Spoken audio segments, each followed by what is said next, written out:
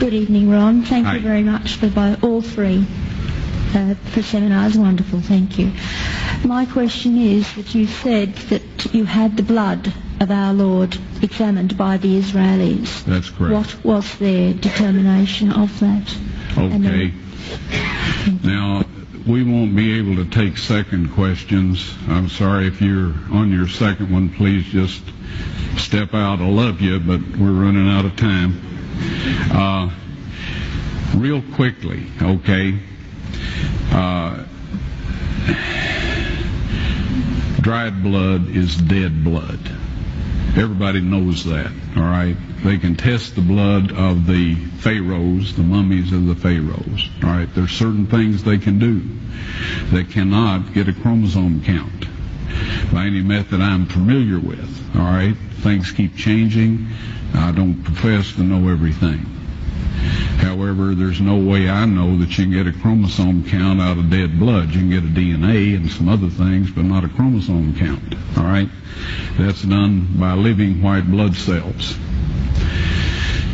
Now then, first of all, in this analysis, I took the blood into a laboratory in Israel. I asked one of the people I work with in antiquities, where is a good laboratory that does reliable work? And they said, such and such, such and such. I took it. I just said, please examine this blood and tell me what you can tell me about it. All right? They said, well, look, we're going to reconstitute it. We're going to put it in normal saline and keep it at body temperature for 72 hours with gentle swirling. All right? That's their business. That's great. I said, now I want to be there when you check it out. They said, fine. So I was back.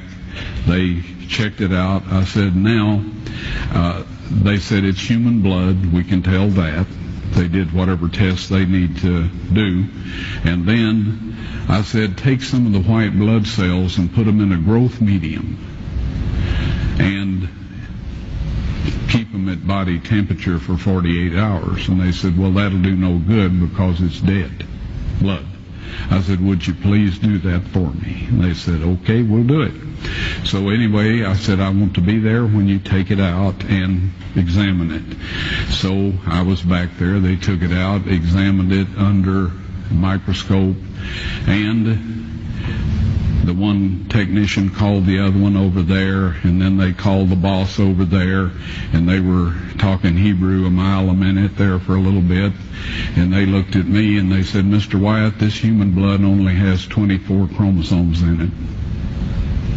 Everybody else has 46. You see, 23 from your mother, 23 from your father, 22 autosomes from your mother, 22 autosomes from your father. You get an X from your mother, you may get an X or a Y from your father, all right? This blood had 23 chromosomes from the mother's side, one Y chromosome only. You see, the child could not have developed if they hadn't had the autosomes from the mother. So all of his physical characteristics were determined by his mother's side of the family, her autosomes. His maleness was determined by this one Y that came from the source, not a human male. Then they said, this blood is alive. And then they said, whose blood is this?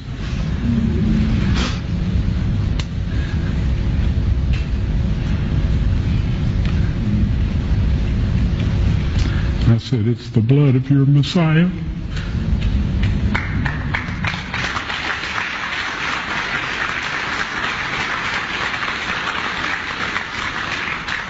And I assure you, those men's lives have changed.